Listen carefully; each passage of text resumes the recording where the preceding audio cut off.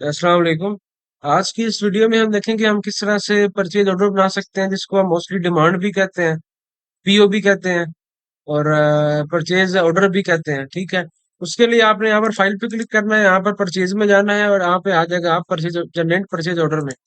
अब यहाँ पर देखें काफी ऑप्शन है परचेज ऑर्डर बनाने के जहाँ पे लोग कंफ्यूज हो जाते हैं। तो फर्स्ट ऑफ ऑल जो हम तरीका देखेंगे वो हम तरीका देखेंगे जी। फिल्टर पे ऑर्डर किस तरह बनाना है। देखिए फिल्टर पे ऑर्डर किस तरह बनता है उसका मैं आपको बता देता हूँ। देखें फिल्टर ये होता है कि आपने यहाँ पर बताना होता है सिस्टम को कि मिनिमम स्टॉक की क्वांटिटी और मैक्सिमम क्वांटिटी। फर्ज करें मैं चाहता हूँ मिनिमम 0 से लेके 5 तक जिनकी क्वांटिटी अवेलेबल है ना 0 से लेके 5 तक जिन सिस्टम की आइटम की क्वांटिटी अवेलेबल है उसका ऑर्डर बना दें। ठीक है, अब उससे पहले आपको एक काम करना होता है। आप जब भी अक्सर लोग जो है जब चूज करते हैं प्लीज सेलेक्ट सप्लायर, तो वो समझ करते हैं हमने तो सप्लायर चूज किया है बेहतर। देखें ये जो सप्लायर होता है ये वो होता है कि जिसके अगेंस्ट आप ऑर्डर बना रहे हैं, जिसके लिए आप ऑर्डर बना रहे हैं।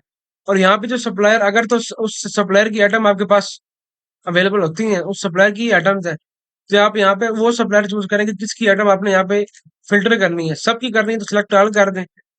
अगर किसी खास सप्लायर की करनी है, फर्स्ट करें एजा की करनी है, एबी की करनी है, अजेल की करनी है, ओके कर दें।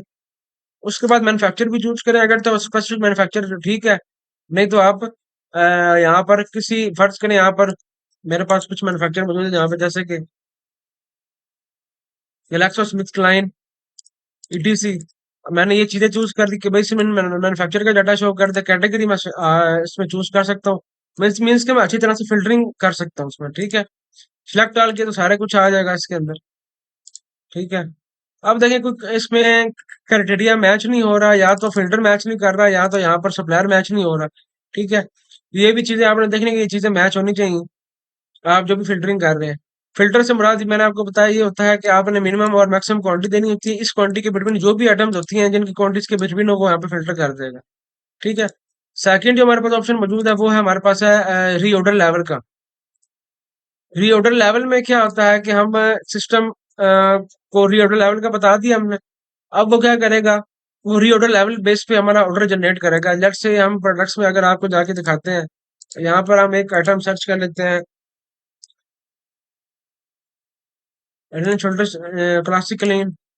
अब देखें इसका जो रीऑर्डर लेवल है, कंपनी उसकी क्या है, इसकी जो सप्लायर है सैफी बट है, इसका जो मैन्युफैक्चर चाइना है यहाँ पे आ रहा है।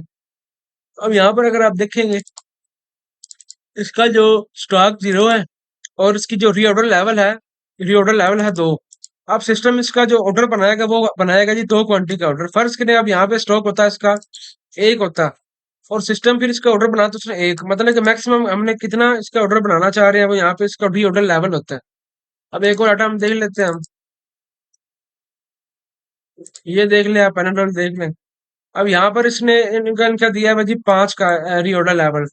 ठीक है, अब री ऑर्डर लेवल जो है ना वो अगर जब अगर तो लेट्स से इसका जो स्टॉक है वो इससे कम होगा, ठीक है, या इसके या तब ही सिस्टम इसका ऑर्डर बनाएगा। अगर तो वर्क ने स्टॉक जो है हमारे पास 5 से ऊपर है, 5 पैक जी पैक होता है, 5 पैक से ऊपर है, फिर वो ऑर्डर उसका नहीं बनाएगा।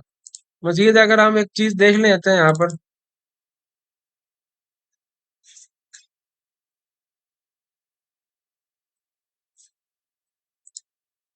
अब ये आइटम है इसका अवेलेबल स्टॉक 0 है, सिस्टम जो स्टॉक ऑर्डर बनाएगा वो 10 का बनाएगा। 10 ऑर्डर इसका अगर इसका स्टॉक 5 है हमारे पास, सिस्टम क्या करेगा इसका जो, चले इसका हम 5 कर देते हैं, तो उसका ऑर्डर जो बनाएगा, देखिए हमने यहाँ पे ऑर्डर दिया हुआ है 5 का, हम यहाँ पे स्टॉक कर देते हैं 3। सिस्टम ऑर्डर बनाएगा 2 क्वांटिटी मजीद बनाएगा ऑर्डर, ताकि वो 5 के इक्वल हो जाएगा।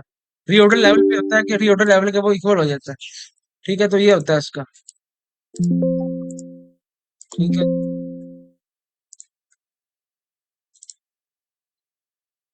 हम चलते हैं वापस से ऑर्डर की तरफ। रीऑर्डर लेवल पे बात हो रही थी। रीऑर्डर लेवल क्या होता है कि वो रीऑर्डर बेस पे आपका ऑर्डर बनाता है। ठीक है, जितनी इसको क्वांटिटी पता लगता है कि इतनी रिक्वायर है तो वो उस हिसाब से बना देता है। जैसे अगर हम यहाँ पर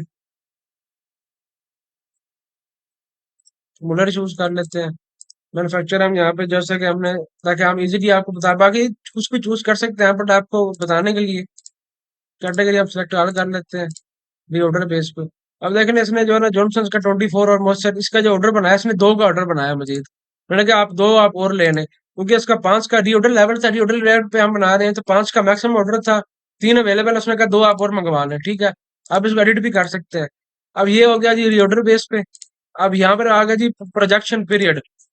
प्रोजेक्शन पीरियड ये होता है कि हम कुछ सप्लायर का कुछ यहाँ पे मैन्युफैक्चर वाला फिल्टर कर लेंगे, देन हम सिस्टम को ये बता सकते हैं कि हमारे पास जो प्रोजेक्शन पीरियड है उस बेस पे हम यहाँ पर उसको ऑर्डर। अब यहाँ पे देखिए फर्स्ट ऑफ ऑल है जी प्रोजेक्शन पीरियड डेट्स आ रही हैं।